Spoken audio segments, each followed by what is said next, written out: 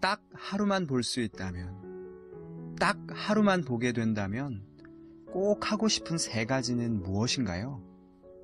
태어나서 한 번도 눈으로 본 적이 없던 중딩 고딩 시각장애 청소년들에게 물어보았습니다. 우선 첫 번째는 사랑하는 엄마와 동생의 얼굴을 기억해서 평생 동안 이렇게 머릿속에 그 이미지를 담아두고 싶고요. 또 두 번째는 사람들이 맨날 너무 이쁘다, 너무 진짜 이쁘게 생겼다 이렇게 하는 그 누나들의 얼굴을 한번 직접 보고 싶어요. 되게 이쁜 게 뭔지 되게 궁금해요. 첫 번째는 이제 제 생긴 그런 모습을 이렇게 보고 싶은데, 평소에 이제 사람들이 저에 대해서 어떻게 생겼다 이렇게 뭐 얘기를 해주시는데, 많이 뭐 그런 거를 듣는 게 아니라 제가 뭐 거울로 이렇게 제 얼굴을 보면은 제가 또 제 모습을 또 알 수 있지 않을까 해갖고 이렇게 제 그 생긴 모습을 보고 싶고요. 첫 번째로 보고 싶은 것은 주변에 고마운 사람들의 얼굴인데요. 일단 아무래도 맨날 목소리만 듣다 보면은 이 사람 얼굴은 어떻게 생겼을까 상상하는 것도 있는데 그거랑 비슷할지 다를지도 궁금하고, 평소에 제가 학교에서도 그렇고 보이는 친구들한테 많이 도움을 받는데, 오히려 제가 잘 보이게 되면은 그런 친구들도 많이 도와주고, 저처럼 평소에 그냥 놀던 친구들한테도 많이 좋은 사람이 더 도와줄 수 있으면 좋겠어요. 그리고 두 번째로 인터넷 검색을 하고 싶은데, 인터넷에는 아무래도 하루라는 시간 안에 제일 많은 것을 경험할 수 있는 곳은 인터넷 같아요. 저는 일단 많은 정보가 담겨 있고, 보고 싶은 것은 무조건 검색하면 바로 사진으로든 영상으로든 볼 수 있으니까. 사랑하는 가족의 모습을 눈으로 보고 싶다고. 남이 아니라 내가 내 얼굴 직접 거울로 보고 싶다고. 딱 하루밖에 볼 수 없다면 인터넷을 통해서라도 보고 싶던 것들을 최대한 하루 만에 많이 보겠다고.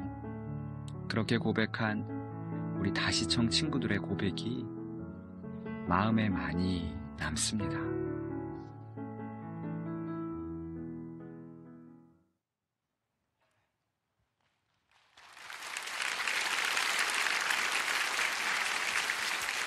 네, 할렐루야. 네, 하나님을 찬양합니다. 네, 저는 이 귀한 다음 세대 시각장애 청소년 청년들과 함께 즐겁게 사역하고 있는 양진철 목사입니다. 네. 네, 고맙습니다. 저는 20대 초반에 시각장애인 사역의 소명을 받고 하나님께서 지금까지 이 귀한 길을 걸어오게 하셨습니다. 시각장애인 사역을 하는 저는 목회자인데, 오늘 와서 알게 되었는데, 저는 시각장애인 사역을 하는 목사이지만 오늘 25분이나 되는 농인사역, 청각장애인 사역을 하시는 우리 농인교회 목사님들이 오셨다고 들었습니다. 우리 함께 환영했으면 좋겠습니다. 고맙습니다. 네, 너무 감사합니다. 우리 귀한 우리 25분의 농인교회 목사님들과 또 저와 같은 시각장애인 사역자들이 하나 되어 이 땅에 영적인 눈이 어두운 영적 시각장애인들과 영적 귀가 어두운 영적 청각장애인들의 그들의 영의 눈을 띄워주는 그 사역, 우리 함께 했으면 좋겠습니다. 아멘입니까? 네, 감사합니다. 고맙습니다. 네, 이제 저의 부족한 간증과 또 이렇게 말씀들을 함께 나누고자 합니다. 저는 부산에서 태어났습니다. 저는 부산에서 태어났는데, 부산에서 가장 유명한 불교 종립고등학교 중에 한 곳을 다녔습니다. 그리고 그 불교 종립고등학교에서 제일 큰 동아리가 있었는데, 그게 뭐냐면 불교 학생의 동아리였습니다. 저는 그 불교 학생의 동아리에 가입되어 있는 학생이었고, 그냥 가입된 게 아니라 거기서도 가장 높은 위치에 임원단 활동을 하는 학생이었습니다. 그리고 그것도 모자라서 전국 불교 학생의 행사와 활동들을 열심히 참석하는, 그야말로 저는 그 불교계에 촉망받는 그런 다음 세대였습니다.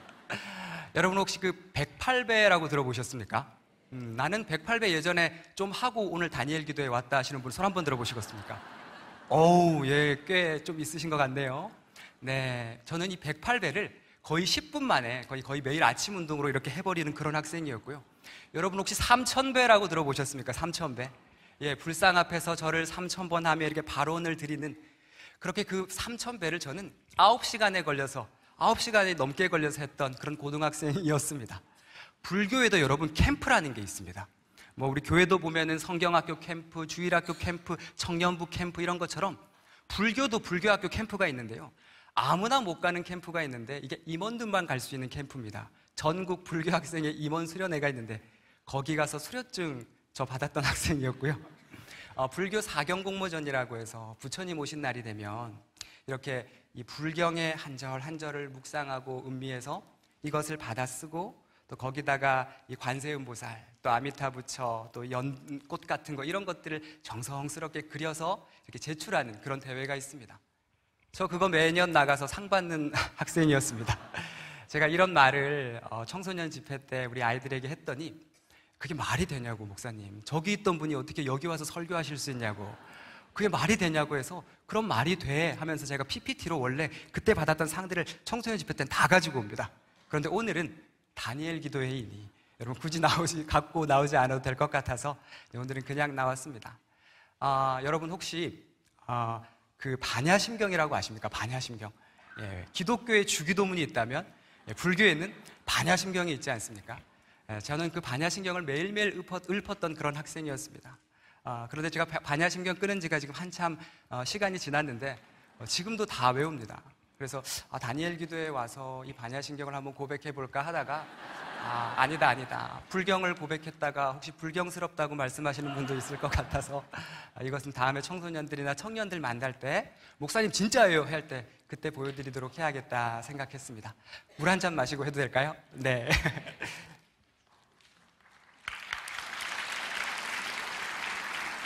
네. 제가 이토록 이 108배를, 제가 이토록 3000배를, 제가 이토록 반야심경을 그것을 붙들며 살았던 이유는, 그러니까 즉 부처를, 이 관세음보살을 붙들고 살았던 이유는 사실 제 안에 참 많은 한이라는 것이 있었기 때문입니다. 제 학창시절에 말할 수 없는 그 상처들이 제 안에 가득 있었기 때문입니다.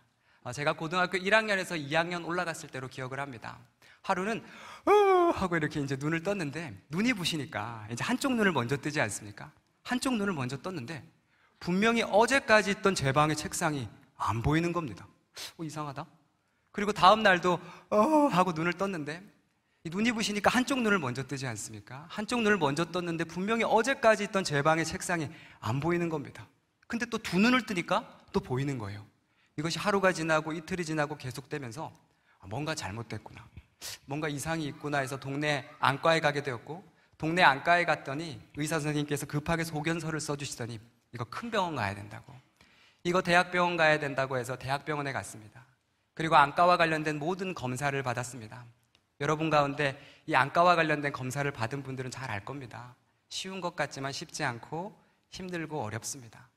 어려운 검사 받았으면 결과라도 좋아야 되는데 그때 나왔던 결과가 뭐냐면 이미 우한의 시력은 황반 변성으로 인해서 상당 부분 상실하였고 자안에도 병변이 진행되었으며 언제가 될지 모르지만 우한처럼 그렇게 시력을 잃어버릴 수 있는 병입니다 라고 그때 교수님께서 고등학생이었던 저에게 그렇게 얘기하셨습니다. 누군가가 내가 얼마 전까지만 해도 1.0, 1.0으로 눈이 굉장히 좋았는데 당신은 언젠가 시력을 그렇게 나빠질지 몰라요, 시력을 잃을지 몰라요 라는 말을 대학 교수님에게서 들어보지 않은 사람은 그것이 얼마나 무섭고 떨리는 건지 모를 겁니다. 저는 지금은 잘 관리를 받고 있고 잘 유지를 하고 있지만 그때 청소년 시기에 제가 받았던 그 병은 아주 희귀한 병이었고 그때 당시에 그 결과를 받고 나서 거의 밤이 되면 잠을 못 잘 정도로, 혹시 다음 날 내일 아침에 내가 일어났다가 내 오른쪽 눈 이렇게 된 것처럼 왼쪽 눈도 갑자기 그렇게 되면 어떡하지? 아니 혹시라도 잘 때 그런 일이 생기면 어떡하지 하면서 수없이 손 떨며 그렇게 잠을 잤던 학창 시절을 보냈습니다. 오늘 본문에 보면 이런 말씀이 있습니다. 우리 함께 읽었으면 좋겠는데요. 요한복음 9장 1절의 말씀입니다. 같이 함께 읽겠습니다. 시작. 예수께서 길을 가실 때에 날 때부터 맹인된 사람을 보신지라. 예수님께서 길을 걸어가실 때에 날 때부터 시각장애인 된 사람을 보셨답니다. 그러자 제자들이 예수님께 묻습니다. 랍비여, 예수님, 이 사람이 시각장애인으로 태어난 것이, 그래서 사랑하는 사람의 얼굴을 일평생 바라볼 수 없고 사랑하는 이의 눈빛조차 바라보지 못하는 이 저주받은 인생으로 태어난 거, 이거 누구의 죄 때문입니까? 이 사람의 죄 때문입니까? 아니면 그 부모의 죄 때문입니까? 당시 제자들이 예수님께 물었던 이 질문은요, 제가 굳이 이 시대적 상황과 배경을 여러분들에게 설명드리지 않아도 당시 불교를 믿고 있던 저의 생각과 거의 일치했습니다. 양진철, 네 눈에 이런 병이 걸린 거, 그거 네가 전생에 지은 업 때문이야. 과거에 지은 죄 때문이야. 양진철, 네 사랑하는 동생이 그 어린 나이에 뇌에 이상이 있어서 심각한 지적장애인, 중증 자폐성 발달장애인으로 태어난 거, 그거 네가 전생에 지은 업 때문이야. 과거에 지은 죄 때문이야. 양진철, 네 사랑하는 부모님이 그 어린 나이에 그렇게 끔찍하게 다투시고 그렇게 너희 가정이 한순간에 다 파탄나 버린 거, 그건 네가 전생에 지은 업 때문이야. 과거에 지은 죄 때문이야. 제게는 너무나도 사랑하는 동생이 한 명이 있습니다. 그런데 그 동생이 태어났을 때 뇌에 심각한 이상이 있어서 심각한 지적장애인, 중증 자폐성 발달 장애를 가지고 태어났습니다. 올해 나이가 만으로 31살인데 지금도 지능이 3살 정도밖에 되지 않는 그런 심각한 중증 장애인이었습니다. 동생이 태어났을 때 우리 부모님은 얼마나 마음이 아프셨을까요? 넉넉지 않고 연소했던 그 삶에 아픈 아이가 태어났을 때, 특별히 이 가운데 발달장애인 아이를 키우거나 또 아픈 자녀를 아픈 가족과 함께하고 있는 분들이라면 그 마음 누구보다 잘 아시겠지요. 한 가정에 발달장애인 아이가 태어난다는 것은, 그것은 그 아이 한 명만의 문제가 아니라 그 아이와 함께하는 모든 가족이 짊어져야 할 말할 수 없는 눈물이고 말할 수 없는 많은 이야기들이 담겨 있는 겁니다. 그렇게 연소하고 넉넉지 않았던 부모님들은 쉽지 않은 삶에 서로에게 원치 않는 그런 또 이렇게 함부로 하는 말들도 어쩔 수 없이 하셨겠지요. 그렇게 자주 다투기를 또 많이 하셨고, 그러다가 어느 날은 심각하게 정말 모든 유리가 다 깨지고 집에 있던 모든 유리창이 깨지고 피가 낭자하던 그날 밤, 어머니가 모든 짐을 싸들고 그렇게 집을 나가실 수밖에 없었고, 그렇게 하루아침에 제가 동생을 보살펴야 되는 그런 부모로서의 역할을 감당해야 했습니다. 그때 동생 나이가 만으로 7살이었고 저는 중학교 1학년이었습니다. 당시에 저희 아버지는 노동을 하시는 일을 하셨기 때문에 몇 주일 있다가 며칠 있다가 들어오는 일을 하셨기 때문에 제가 보살펴야 했었습니다. 그래서 이제 제가 다시 정신을 차리고 다음날 선생님에게 그 사정을 말씀드리면서, 선생님, 제가 동생을 보살펴야 돼가지고 제가 내일부터는 조금 늦게 등교해도 될까요? 왜냐하면 동생 학교를 보내야 돼서 다른 친구들보다 좀 늦게 등교를 하고 좀 빨리 하교를 해도 될까요? 라고 물어봤더니 선생님이 그렇게 해도 된다고 해서 그 다음 날부터는 우리 동생 아침에 이제 깨워가지고 화장실에 데리고 가가지고 이놈 얼굴 씻기고, 그러고 나서 로션 바르고, 그러고 나서 옷 입히고, 그러고 나서 이제 김에다가 밥 싸가지고 입에다 넣어주면 안 먹으면 막 이렇게 쳐넣어가지고 그래가지고 이렇게 학교를 보내면서 잘 들어가면 잘 들어갔네 하면서 이렇게 헐레벌떡 또 이렇게 뛰어서 학교로 가고, 그리고 다른 친구들보다 좀 빨리 학교에서 그렇게 동생을 데리고 오는 생활을 그렇게 중학교 시절 동안 보냈었더랬습니다. 솔직히 참 쉽지 않았고 참 어려웠음을 고백합니다. 근데 저 안에 어떤 생각이 있었냐면, 그래도 내가 공부 열심히 해가지고 좋은 대학 가가지고 성공하면 우리 동생 이렇게 아파도 동생 데리고 해외여행 다니면서 잘 살 수 있지. 그래도 내가 공부 열심히 해가지고 좋은 대학 가가지고 성공하면 우리 집 이래 가난해도 더 좋은 집에서 잘 살 수 있지. 이런 마음으로 열심히 공부를 했었습니다. 그렇게 열심히 공부했더니 제 중학교 3학년 때는 거의 1, 2등을 놓친 적이 없는 그런 학생이 되었었습니다. 제가 다른 말 하려는 것이 아니고요, 하니까 된다는 걸 아니까 막 열심히 하게 되더라고요. 상황과 환경은 쉽지 않았지만 열심히 하면 된다는 걸 아니까 정말 최선을 다해서 진수 학교 보내고 나면 막 영어 단어 외우면서 헐레벌떡 학교 가고, 또 다시 영어 단어 외우면서 막 진수 데리고 오면서 열심히 공부했었습니다. 그렇게 꿈을 향해 달려가고 있는데 몇 년 지나지 않아서 황반변성의 일종으로 언제가 될지 모르지만 눈 나빠질지 몰라요. 그 말을 들었을 때 여러분 그거 아십니까? 사람이 이렇게 뭔가 열심히 하다가 내 힘으로 되지 않는 걸 경험했을 때 이 줄이 땡땡하게 당겨 있다가 탱 하면 한 번에 와락 무너지는 것처럼 어떻게든 이겨보려고 살았던 내 모든 것들이 그 자리에서 멘탈이 다 무너지는 겁니다. 아무리 힘들어도 저는 중학교는 개근을 했었습니다. 근데 그 진단을 받자마자 고등학교 때는 학교를 밥 먹듯이 빠지기 시작했습니다. 선생님은 수업하세요. 저는 그냥 잘게요. 그런 마음으로 그냥 엎드려가지고 그렇게 있었더랬습니다.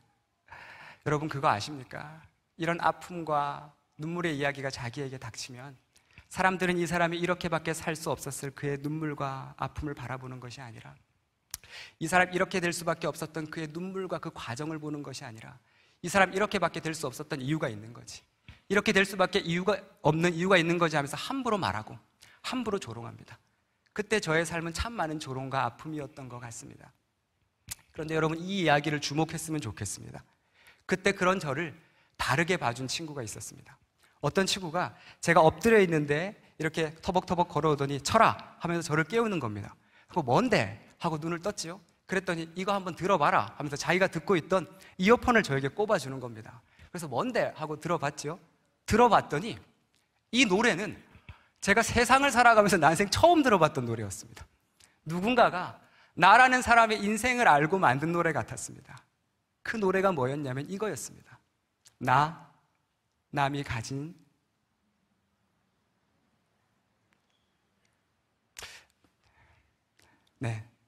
남이 가진 재물 없으나 남이 가진 지식 없으나 남에게 있는 건강 있지 않으나 남이 없는 것 있으니 남이 못 본 것을 보았고 남이 듣지 못한 그 음성이라는 걸 들었고 남이 받지 못한 그 사랑을 받았고 남이 모르는 것 그걸 깨달았네. 여러분 래퍼가 이 랩이 귀에 막 확 박힌다 그러잖아요. 완전히 제 얘기인 겁니다. 나 가진 재물 없으나 저희 집 정말 가난했었거든요. 정말로 쉽지 않은 넉넉지 않은 삶 속에 얼마나 많은 힘든 일들이 있었는지 모릅니다. 남이 가진 지식 없으나 공부해서 뭐합니까? 혹시라도 공부 열심히 했다가 눈 더 나빠지면 어떡해? 공부 안 했지요. 그래서 고등학교 때 제 성적은 거의 바닥이었습니다. 남에게 있는 건강이 있지 않으나 저는 이런 병에 걸렸지요. 내 동생은 죽을 때까지 봉양해야 되는, 양육해야 되는 중증 자폐성 발달장애인으로 태어났지요. 우리 아버지는 살 수 있으셨을까요? 집구석이라고 이렇게 딱 찾아오면 있는 놈이 며칠 있다가 힘들게 일해서 작업복 입고 집에 오면은 있는 놈이라고는 둘째 아들은 어버버 하면서 그 깜깜한 방에 머리를 쳐박으면서 그렇게 자폐성 특유의 성향의 행동을 하고 있고, 첫째 아들이라는 믿었던 첫째 아들은 거의 반 죽은 사람처럼 누워있는 그 자식들의 모습을 보면 아빠 마음은 어땠을까요? 그렇게 아빠는 그렇게 일주일에 술을 9번, 10번씩 드시지 않으면 견딜 수 없는 심각한 알코올 중독자셨고, 그렇게 제가 아버지를 모시러 수없이 파출소에 가서 그 약주에 취하신 그 아버지를 모시고 온 적이 한두 번이 아니었더랬습니다. 그런데 그 쉽지 않은 그런 인생들 속에 하나님께서 저에게 말할 수 없는 은혜들을 부어주신 것입니다.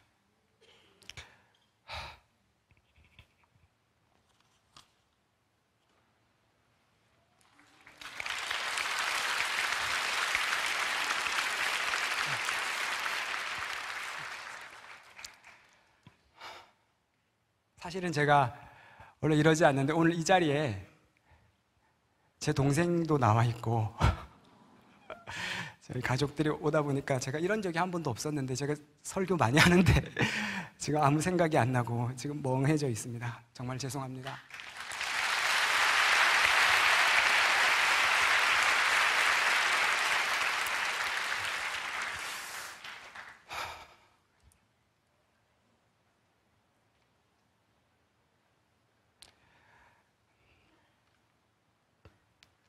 그렇게 하나님께서는 저에게 말할 수 없는 그 은혜를 부어주셨습니다.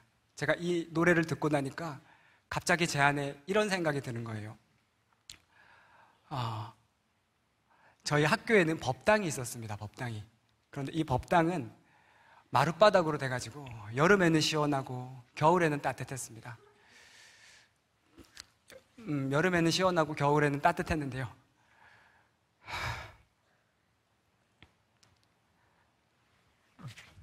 죄송합니다. 연기가 잘 나타났습니다. 하나님께서 제가 이 노래가 너무 좋아가지고 항상 그 법당에 가서 이 노래를 들었습니다.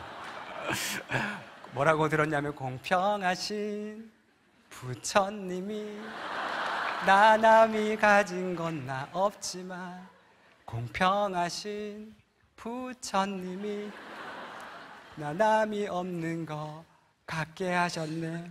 도저히 하나님이라고는 못하겠는 거예요. 부처님한테 받은 게 하도 많아가지고. 그렇게 하나님께서는 저에게 말할 수 없는 은혜와 사랑을 저에게 부어주셨습니다. 제 딸이 지금 현재 첫째는 4살이고 4학년이고 저 오늘 왜 이러시? 진짜 죄송합니다. 야, 저 진짜 한 번도 이런 적이 없었는데 야, 온몸에 식은땀이 나고 정말 이런 적이 단 한 번도 없었습니다. 저를 잘 아실 겁니다. 저는 단 한 번도 이런 적이 없었는데 네. 이게 지금 생방송입니까? 큰일 났네. 이거 녹화방송이었으면 좋겠는데.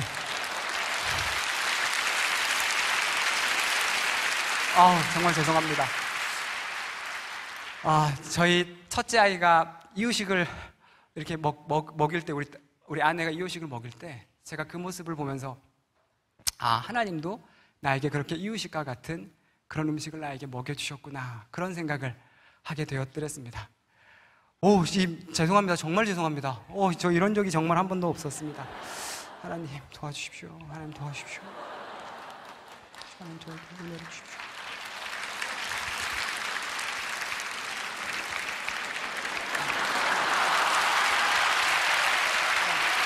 자,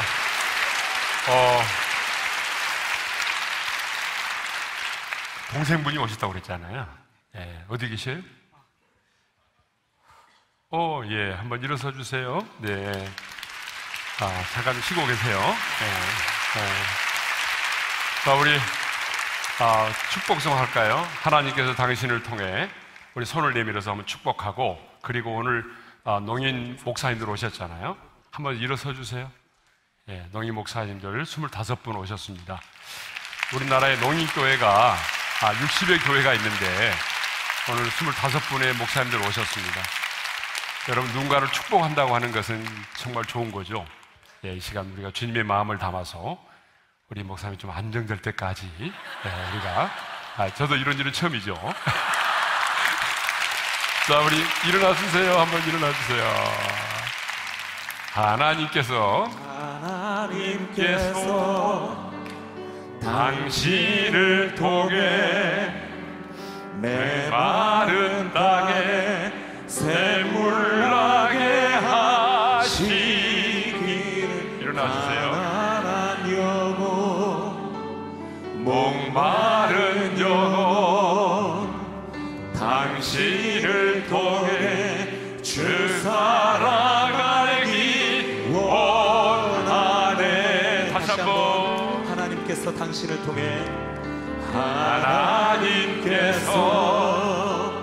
당신을 통해 메마른 땅에 샘물 나게 하시기를. 가난한 영혼 목마른 영혼 당신을 통해 주 사랑 알기 원하네.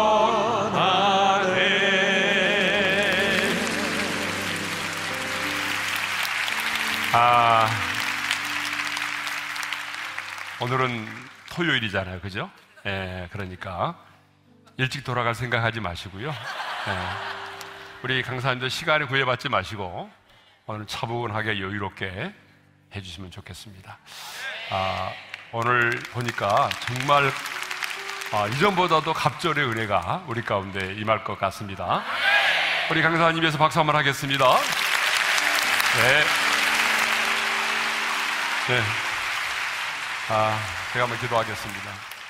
하나님, 우리 목사님 붙잡아 주시고 하나님 영으로 충만하게 하시고 또 머리에서부터 발끝까지 어린 양의 보혈로 덮어주시고 성령께서 그 마음과 생각과 입술을 주관하셔서 오늘 성령님의 능력으로 성령 안에서 하나님의 말씀과 또 하나님이 행하신 일들을 풀어낼 수 있도록 입술을 주관하시고 이 심령을 안정되게 도와주십시오.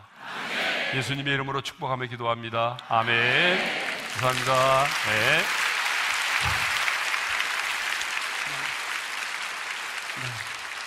다니엘 기도의 역사상 이런 적 단 한 번도 없었지요.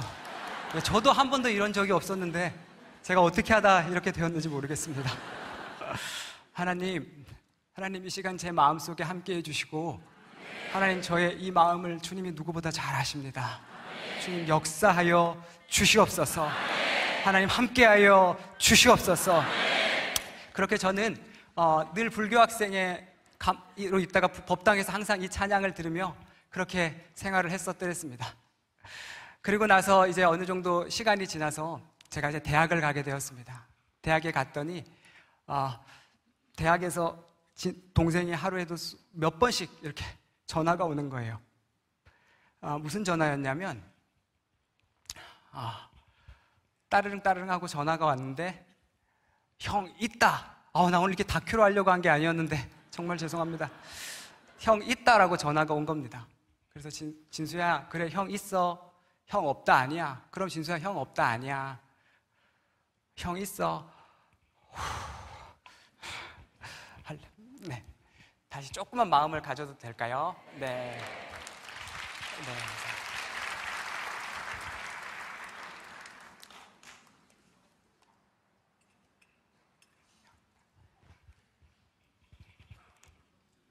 네.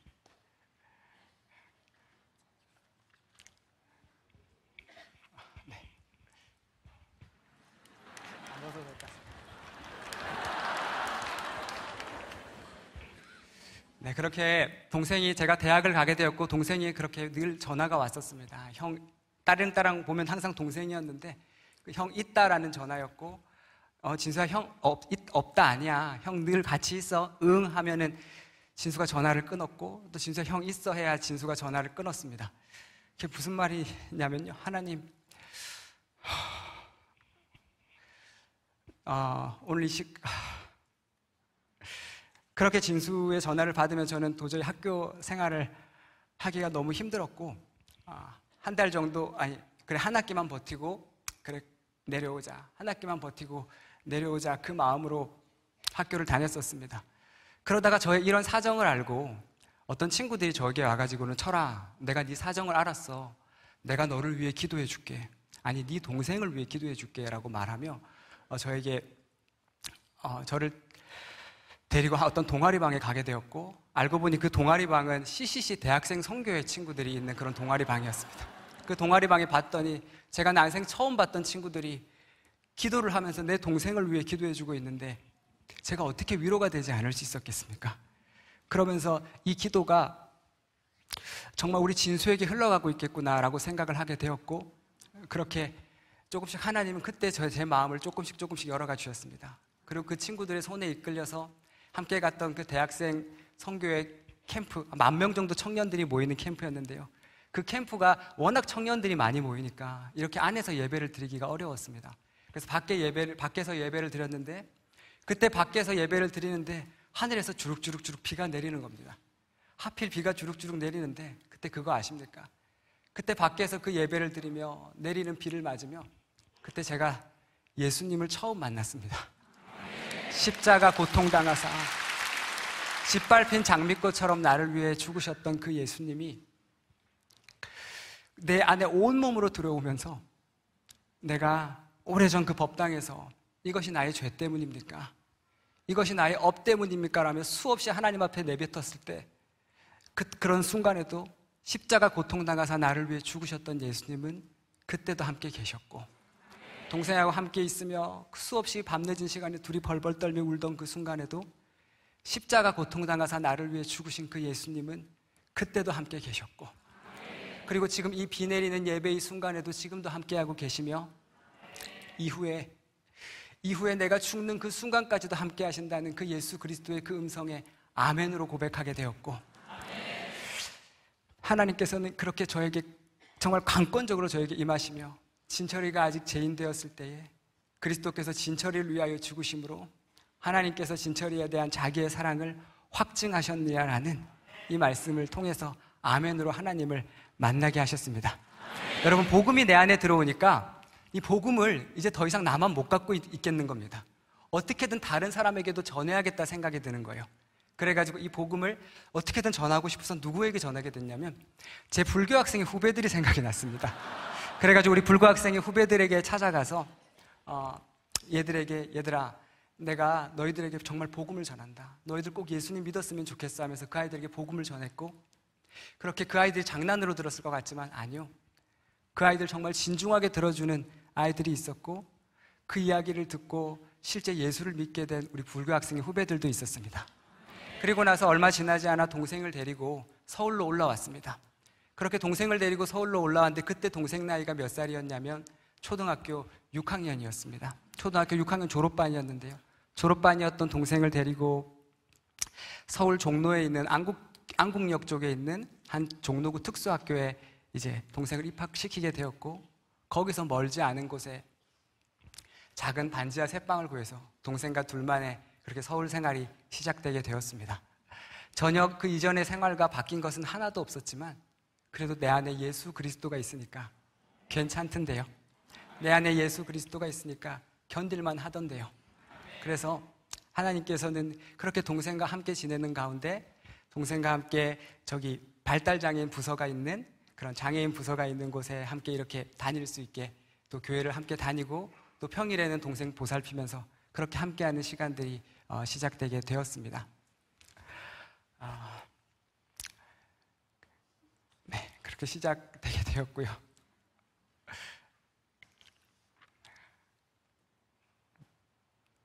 그렇게 동생과의 생활을 시작하면서 제 안에 무슨 생각이 들었냐면, 그런 일은 일어나지 않겠지만 혹시라도 내 오른쪽 눈이 갑자기 이렇게 나빠진 것처럼 내 왼쪽 눈도 갑자기 나빠지면 내 동생은 누가 책임져 주지? 아니 그건 아니더라도 그럼 나는 누가 책임져 주지? 그 마음 때문에 너무너무 갑자기 불안한 증상이 올라오기 시작했고, 그래서 시력을 잃어가는 그 고통을 아는 사람이 전하는 그 말씀을 듣고 싶었고, 시각장애인들이 있는 그 공동체에 너무너무 가고 싶었습니다. 그래서 우리 진수의 손을 잡고 만 20살 때 애능중앙교회라고 하는 한 작은 시각장애인 교회에 가게 됐습니다. 가자마자 바로 터져 나왔습니다. 어떻게 세상을 보지 못하는 사람들이 저렇게 아름다운 찬양을 부를 수 있지? 거기 교회가 이제 우리가 교회가 크지가 않으니까 복도가 좁으니까 시각장애인들이 이렇게 가다가 부딪혀요. 부딪히면은 아이고 부딪혔네요, 죄송합니다 라고 말하는 그들의 그 아름다운 미소가 얼마나 아름다운지. 그때 회장도 시각장애인이었는데요, 음식이 이쪽에 있는데 이쪽을 가리키면서 얼른 먹으라고 하는데 제가 이쪽에서 이 음식을 먹으면 이것을 눈물로 먹는지 콧물로 먹는지 몰랐습니다. 그렇게 하나님께서는 그곳에서 말할 수 없는 은혜를 경험하게 하셨고, 사랑하는 목사님께 거기서 세례를 받고, 그리고 그곳에서 청년부 임원으로 청소년부 교사로 활동을 하면서 그 어린 나이에 망막 색소 변성증으로, 시신경 위축으로, 눈에 생긴 암으로, 뇌종양으로, 그런 각자의 사연과 원인은 다르지만 각자 그 어리고 예민한 나이에 실명한 친구들을 만나게 되었고, 그래서 하나님께서 진철이 네가 그 아이들에게 예수 복음 전하라고, 그 친구들에게 예수가 필요하다고 하는 그 하나님의 음성을 듣게 되었고, 네 하나님, 제가 그 길 가겠습니다, 그 순종하는 마음으로 지금까지 이 다음 세대 시각장애 청소년 청년 사역을 감당하는 목사로 이렇게 걸어가고 있습니다. 하나님께서 이 사역하라고, 하나님께서 이 귀한 은혜의 사역하라고 나에게 말할 수 없는 이 눈물의 이야기를 주셨다는 것을 그때 처음 그렇게 깨닫게 되었습니다. 제가 이 사역을 오랫동안 이렇게 함께 하다 보니까 어느새 하나님께서는 참 많은 좋은 열매들을 주셨습니다. 청소년 시기에 만났던 제자들이 어느새 청년이 되어서 우리 함께하는 청소년부 교사로 섬기고 있고, 또 어떤 친구는 자신들이 가지고 있는 그런 은사를 가지고 찬양대 리더로 또 섬기고 있고, 또 어떤 친구는 또 자신들이 갖고 있는 각자의 재능과 은사들을 가지고 열심히 섬기면서, 또 그 가운데에는 또 하나님이 너무 기뻐하시는 아이들로 자라는 아이들이 얼마나 많은지 모릅니다. 그렇게 우리 아이들과 이렇게 즐겁게 사역을 하며 시간을 보내고 있고요.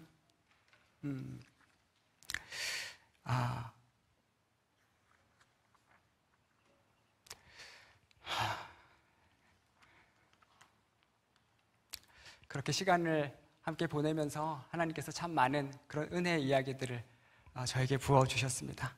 오늘 본문에 보면 이런 말씀이 있습니다. 예수께서 길을 가실 때에 날 때부터 맹인된 사람을 보신지라. 예수님께서 길을 걸어가시다가 날 때부터 시각장애인 된 사람을 보셨답니다. 여러분, 맹인은, 여기 나와 있는 본문 속 맹인은 앞을 보지 못하는 사람입니다. 앞이 보이지 않는 맹인은 앞이 보이지 않으니 세상을 볼 수 없었습니다. 맹인은 세상을 볼 수 없었기에 당연히 예수님을 볼 수가 없었습니다. 맹인은 예수님을 볼 수 없었지만 예수께서 맹인을 보신지라. 맹인은 예수님을 볼 수 없었지만 예수님께서 맹인을 보셨답니다. 예수께서 맹인을 보셨다라는 것은 그냥 보신 것을 말하는 것이 아닙니다. 일평생 맹인으로 살아가며 홀로 흘렸을 그의 눈물을 보셨다는 겁니다. 일평생 맹인으로 살아가며 말할 수 없는 아픔을 가지고 있는 그의 눈물의 이야기를 보셨다는 겁니다. 이것은 맹인만의 이야기가 아니라 사실은 우리의 이야기입니다. 우리도 영적으로 맹인이어서 예수님을 보지 못했습니다. 영적인 맹인인 우리는 예수님을 보지 못했습니다. 그런데 예수님께서는 그 영적인 맹인이었던 당신을 보신지라. 영적인 맹인이었던 나를 보신지라. 그리고 수많은 눈물과 아픔 가운데 켜켜이 쌓아놓은 나의 눈물과 아픔을 보시고 아신다고 말씀하셨습니다. 오늘 요한복음 9장 2절의 시선은 그런 신의 시선과는 전혀 다른 시선을 우리에게 보여줍니다. 제자들이 물어 이르되 랍비여, 이 사람이 맹인으로 난 것이 누구의 죄로 인함이니까? 자기니까 그의 부모니까? 제자들이 예수님께 물었던 이 질문은요, 이 시대가 맹인을 바라보는 이 시선과 전혀 다르지 않습니다. 이 시대는 이 맹인과 아픈 길을 걸어가는 사람들을 바라보며 함부로 말하고 함부로 평가합니다. 이 사람 이렇게밖에 태어나지 못한 이유가 있는 거지, 이 사람 이렇게밖에 살 수 없었던 이유가 있는 거지 하면서 함부로 평가하고 함부로 말합니다. 그러나 우리가 그런 소리 앞에 얼마나 많이 무너지고 얼마나 많이 깨졌었습니까? 오늘 이 시간, 그러나 여러분, 그런 소리 앞에 우리는 살았지만 9장 3절에 우리 예수님의 음성을 주목하시길 원합니다. 9장 3절에 예수님께서는 우리에게 이렇게 말씀하십니다.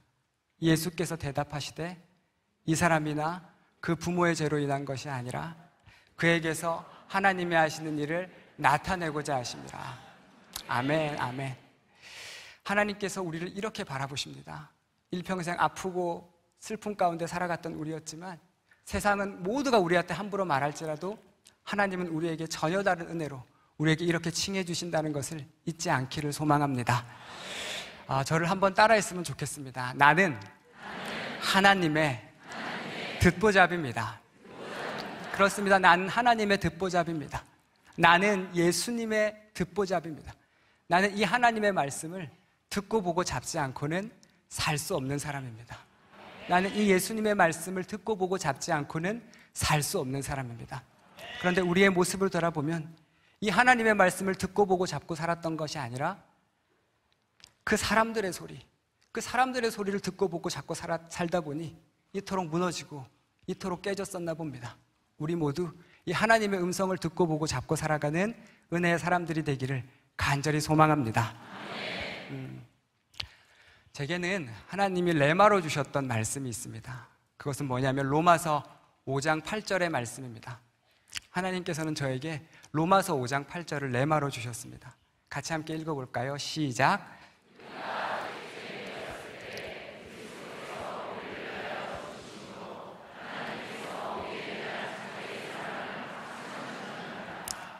아멘. 제가 이 말씀을 묵상을 하는데 갑자기 이런 생각이 드는 겁니다. 우리가 아직 죄인 되었을 때 어쩌면 이 세상은 우리가 무엇인가 죄를 지어서 죄인이 아니라, 우리가 뭔가 죄를 지어서 죄인이 아니라 어쩌면 이 세상은 쓸모가 없어지면 죄인 아닌 죄인이 되겠다, 그런 생각이 든 적이 있었습니다. 아버지가 내 사랑하는 자식을 바라보며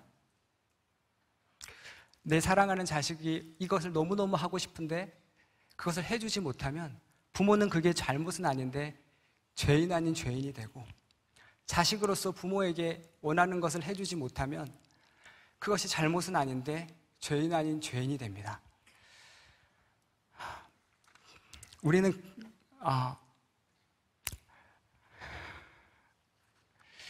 그리고 직장에는 그렇지 않습니까? 직장에는 능력이 없으면 그게 죄는 아닌데 죄인 아닌 죄인이 되고, 그리고 학생도 공부를 못하면 그게 죄는 아닌데 죄인 아닌 죄인이 됩니다. 그 소리 앞에 우리가 얼마나 많이 무너지고 깨졌습니까?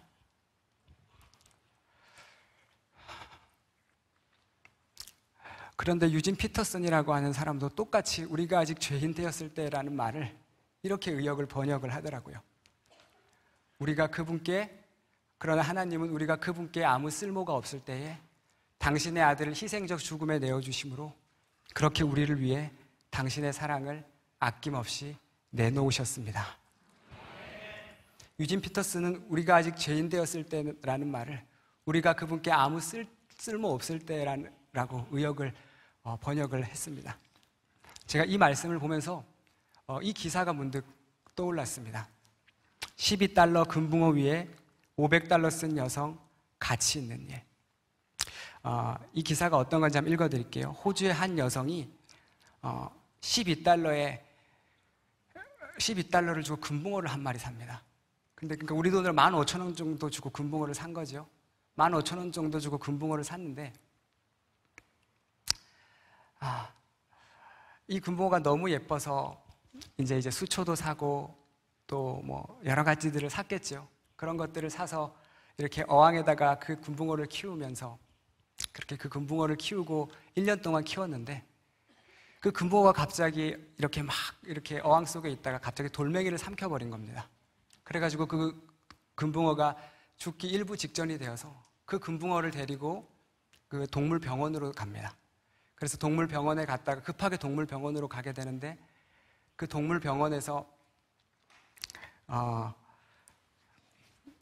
이 금붕어를 고치기 위해서 들었던 비용이 우리 돈으로 총 500달러가 듭니다. 그러니까 12달러 쓰고 산 금붕어를 500달러를 주고 고쳤다는 겁니다. 여러분 이게 이해가 되십니까? 이게 납득이 되십니까? 근데 저는 그것이 납득이 되더라고요. 왜냐하면 이 금붕어는 그냥 금붕어가 아니라 내 금붕어, 내 정복이었기 때문입니다. 제가 이 기사를 읽으면서 한 사람이 떠올랐습니다. 그게 누구였냐면 제 동생이었습니다. 제 동생은 장애가 좀 많이 심했었습니다. 그래서 고등학교를 졸업하고 나면 우리 진수 같은 아이들은 거의 갈 데가 많지 않습니다. 갈 데가 많지 않아서 보호작업장이 됐든 뭐 센터가 됐든 시설이 됐든 이런 데를 보내야 되는데 갈 데가 많지 않아서 겨우겨우 수소문을 해서 다른 보호작업장을 보냈더니 그 보호작업장에서 처음에 퇴출을 당하게 됐습니다. 그렇게 또 다른 곳을 수소문해서 또 그곳을 보냈더니 거기서도 퇴출을 당하게 되고 또 다른 곳을 수소문해서 보냈더니 거기서도 퇴출을 당하게 되었습니다. 그런 것들을 경험하면서 제 안에 무슨 생각이 들었냐면 장애인으로 태어나가지고 장애인 기관에서도 받아지지 않는 내 동생을 바라보면서 너무 마음이 너무너무 아팠습니다. 그렇지만 그 동생을 끝까지 포기하지 못하는 사람이 있습니다. 그 사람이 누구냐면 바로 저입니다. 왜냐하면 제 동생은 제 하나밖에 없는 너무나도 소중한 동생이기 때문입니다. 우리가 그분께 아무 쓸모가 없을 때에 그리스도께서 우리를 위하여 죽으심으로 하나님께서 우리에 대한 자기의 사랑을 확증하셨느냐라고 말하는 이 로마서 5장 8절의 말씀이 바로 이 말씀일 겁니다. 하나님은 우리가 아직 죄인 되었을 때에 쓸모없는 존재가 되었을 때에 세상은 우리를 퇴출시키고 우리를 버리지만 우리가 믿는 그리스도께서는 버리시지 않으시고 끝까지 사랑하신다는 그 믿음을 잊지 않으시기를 원합니다. 이제 제가 한 사람의 이야기만 전해드리고 오늘 설교를 오늘 간증을 마치겠습니다. 다니엘 기도의 역사상 이런 엄청난 아픔을 드려 죄송합니다. 제게는 장모님이 계십니다. 제 장모님은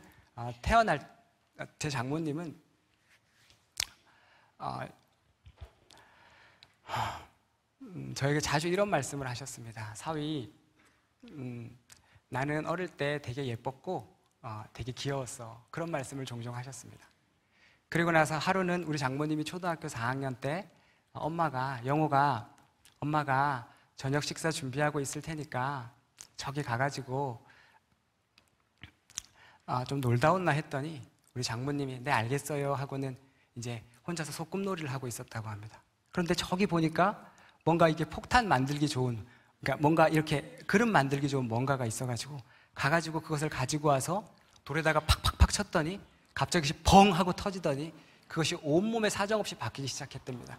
알고 보니 그것이 폭탄이었던 겁니다.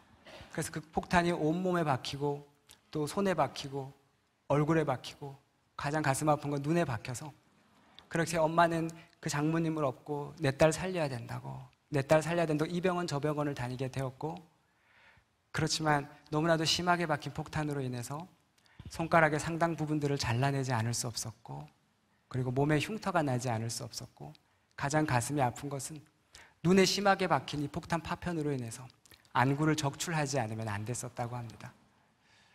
그렇게 우리 저희 장모님 조금 있다 같이 밥 먹자 했던 그 엄마를 다시는 볼 수 없게 된 실명자가 된 겁니다.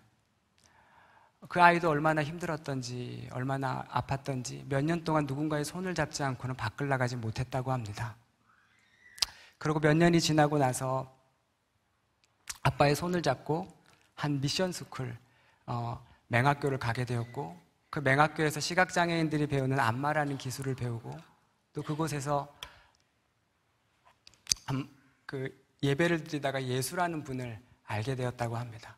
그리고 그것을 졸업하고 나서 같은 시각장애인 남편을 만나 결혼을 하게 되고, 그리고 나서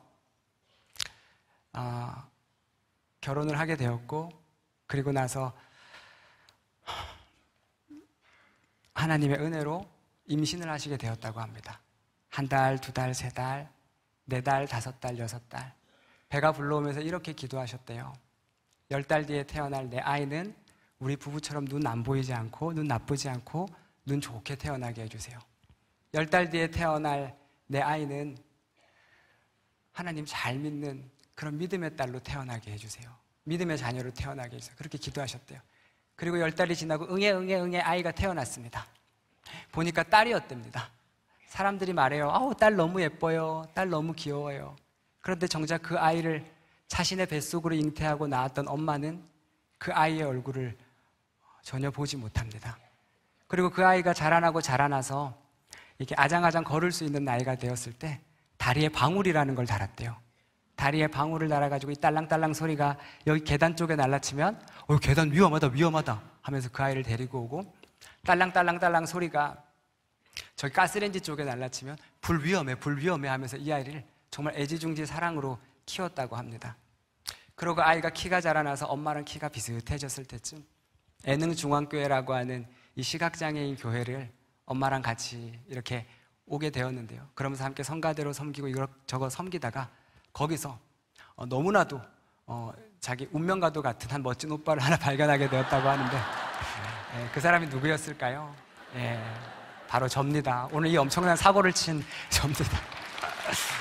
저도 우리 아내를 보고 너무너무 서로 좋아하게 되었고 사랑하게 되었고, 그렇게 우리는 서로 결혼하게 되었습니다. 초등학교 4학년 때 그 여리고 여린 초등학교 4학년짜리에게 닥쳤던 그 폭탄과도 같은 고통은 그녀의 모든 삶의 인생을 완전히 뒤덮어버렸고, 그 이후로 맹인으로 살아갔던 그녀의 삶은 너무나도 고통과 아픔이었다고 합니다. 그런데 하루는 이렇게 가족들끼리 이렇게 오손도손 앉아있는 자리에서 장모님이 이렇게 얘기하시더라고요. 사위, 내가 만난 예수님은, 내가 만난 하나님은 내가 그때 그 폭탄 사고를 겪고 나서 그 이후에 겪었던 맹인으로 살아갔던 그 엄청난 아픔과 고통보다 더 높으신 분이셨고, 내가 만난 하나님은, 예수님은 우리 장모님이 혼자서 두 딸을 키우셨어요. 남편 없이 혼자서 두 딸을 키우며 걸어갔던 그 말도 안 되는 그 아픔과 삶 속에서 들었던 그 수많은 고통보다 더 넓으신 분이셔서 나 이렇게 너희들 앞에서 감사하다고 이렇게 간증하고 하나님 은혜라고 고백할 수 있게 되었다고. 그래서 하나님을 너무 사랑했던 한 맹인이 믿었던 그 믿음은 그녀 한 명에게서 끝난 것이 아니라 그의 딸인 세미에게 이어지고, 또 그의 사위인 저에게 이어지고, 그의 손녀들에게까지 이어져서 한 맹인이 믿었던 그 믿음이 온 가정을 예수 믿는 믿음의 가정으로 변하게 하는. 그래서 오늘 본문에 뭐라고 했죠? 이 사람이 맹인으로 난 것은 맹인이 된 것은 하나님이 하시는 일을 나타내고자 하심이라. 그래서 저는 이 말씀에 이 맹인으로 살아가는 이 귀한 은혜의 주인공과 함께 이 믿음의 길을 걸어가고 있습니다. 그런데 이것은 우리 장모님만의 이야기가 아니라 제가 너무나도 사랑하는 우리 애능중앙교회 우리 믿음의 선배님들, 우리 믿음의 사랑하는 성도님들의 삶의 이야기입니다. 어두운 눈을 가지고 한 주일 그 예배를 드리기 위해 저기 원주에서, 저기 동두천에서, 저기 경상도에서 케인을 짚어가며 그렇게 한 주의 예배를 사모하는 마음으로 나와 내 사랑하는 자녀들을 위해, 내 사랑하는 성도들을 위해 그렇게 눈물로 기도하는 성도들이, 그리고 그러한 목사님과 우리 사역자들과 믿음의 사람들이 우리 교회에 이렇게 함께 있고요. 그리고 제가 그러한 모습들을 보면서 제 안에 무슨 생각이 들었냐면, 이렇게 교회를 지키고 하나님을 사랑하는 이 믿음의 선배들을 바라보며 이제 나도 우리 다음 세대 시각장애 우리 제자들에게 이 귀한 믿음의 선배들의 믿음을 전해주는 그런 사역을 해야 되지 않겠나, 그런 생각했습니다. 그래서 이제는 우리 제자들과 함께 지저스 아이즈라는 이름으로 우리가 육신의 눈은 어둡지만 예수님을 바라보는 눈은 누구보다 밝은 사람, 즉 예수님의 눈을 가진 사람 되어 이제는 우리가 이 예수님의 눈이 머무는 곳으로 나아가는 그런 주님의 사명자, 그런 예수님의 선교자, 예수님의 기도자 되자, 그 마음 가지고 이 귀한 믿음의 사역들 우리 함께 걸어 나아가고 있습니다. 이제 어느새 그 시각장애 제자들이 각자의 캠퍼스와 또 직장과 학교에서 각자의 자리에서 기도하는 기도의 운동을 시작했고요. 이제 내년부터는 우리 귀한 제자들과 함께 연합하여 우리 시각장애 청년들이 함께 하나님께 기도하고 하나님을 찬양하는 연합의 기도의 운동을 시작하고자 합니다. 시각장애인 친구들이, 청년들이 하나님께 기도할 때 하나님 얼마나 많은 은혜의 역사를 이루어 주실까요? 이 땅에 육신의 눈은 보일지 몰라도 영적인 눈이 어두운 그 모든 사람들에게 우리 귀한 믿음의 친구들이 그 은혜를 선포하는 역사들이 있기를 간절히 소망합니다. 특별히 오늘 이 시간, 이 자리, 이곳에 나온 너무나도 귀한 여러분, 오늘 이 시간 이 찬양 함께 부르며 저의 간증을 마치려고 하는데요.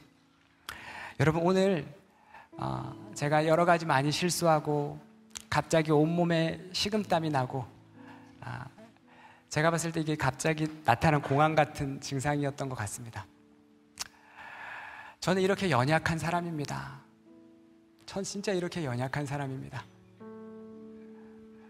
그런데 이 연약한 사람을 하나님이 이 말도 안 되는 곳에 세워주셨습니다. 여러분, 우리 모두 연약하고 쓸모없는 존재 같은 모습으로 느껴질 때가 있지만 우리가 믿는 하나님은 우리가 그분께 아무 쓸모가 없을 때에 그리스도께서 우리를 위하여 죽으심으로 하나님께서 우리에 대한 자기의 사랑을 확증하셨느니라 말씀하셨습니다. 오늘 저는 이제 돌아가면 얼마나 한국교회에 엄청난 이런 그걸 받을까요? 제 옛날 설교 다 찾아보겠죠. 양진철 목사님이 진짜 이렇게 설교하나?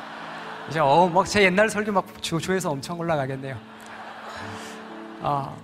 네, 정말로 제가 이런 공황이 갑자기 올지 몰랐습니다.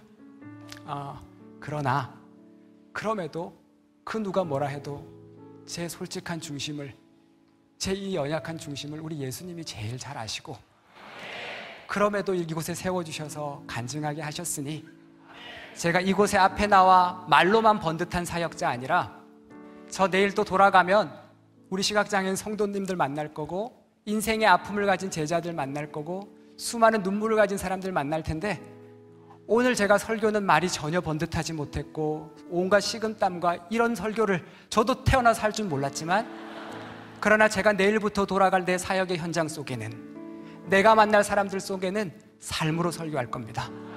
정직하게 사랑할 거고 중도에 실명하고 수많은 아픔의 인생길을 걸어가고 수많은 가슴에 찢어짐을 겪고 있는 우리 사랑하는 성도님들과 수많은 믿음의 사람들 또 예수 믿지 않는 사람들에게 솔직한 삶으로 말로 번듯한 달변이 아니라 정말 삶으로 그들을 안아주는 사역자 되겠습니다. 네, 오늘의 이 모습 여러분 잘 오셨습니다. 기억하십시오. 정말 기억하십시오. 이제 마지막으로 딱 제가 20년 전에 이 찬양 처음 들었어요. 제 나이가 이제 어느 정도 가늠이 되죠. 고등학교 때 맨 뒷자리에서 엎드려 있을 때 저에게 찾아가 와가지고 가장 힘들었던 나에게 들려주었던 이 찬양, 혼자 골방에서, 혼자 법당에서, 혼자 교실에서 이 노래가 너무 좋아 들었던 이 찬양, 참 많이 찬양인지도 모르고 들었던 이 노래, 이제 딱 20년이 지났습니다. 20년이 지나서 이 말도 안 되는 자리에서 홀로 눈물 흘리며 불렀던 이 노래를 하나님께서 이제 너 혼자가 아니라 여기 모인 수많은 믿음의 기도의 용사들과 함께 공평하신 하나님을 높여 올려드리라고, 오늘 이 찬양 함께 부르라고 하나님 오늘 이 시간을 허락해 주셨습니다. 오늘 이 시간 제가 20년 전에 가장 눈물 흘리고 아플 때 하나님이 나에게 이유식처럼 떠먹이셨던 이 찬양, 이제는 여러분과 함께 나누고 싶습니다. 우리 간절한 마음으로, 우리 정말 믿음의 마음으로 우리 이 찬양 함께 하나님께 올려드립시다. 나 가진 재물 없으나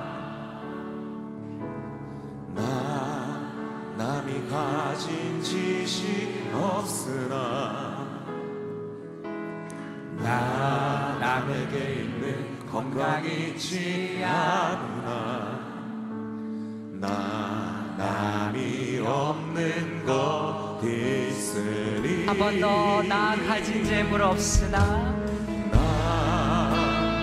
가진 재물 없으나 나 남이 가진 지식 없으나 남이 가진 지식 없으나 나 남에게 있는 건강 있지 않으나 남에게 있는 건강 있지 않으나 그러나 나 남이 없는 것 있으니 남이 없는 것 있으니 그것은 나 남이 못 본 것을 보았고 남이 못 본 것을 보았고 나 남이 듣지 못한 음성을 들었고 듣지 못한 음성 들었고 나 남이 받지 못한 사랑을 받았고 나 남이 받지 못한 사랑 받았고 나 남이 모르는 것 깨달았네. 나 남이 모르는 것 깨달았네.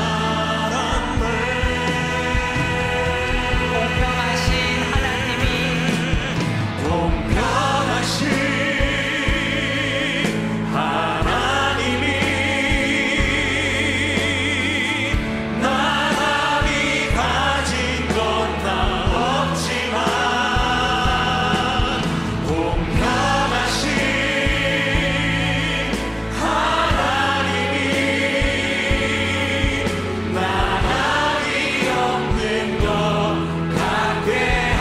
한 번 더. 공평하신 하나님이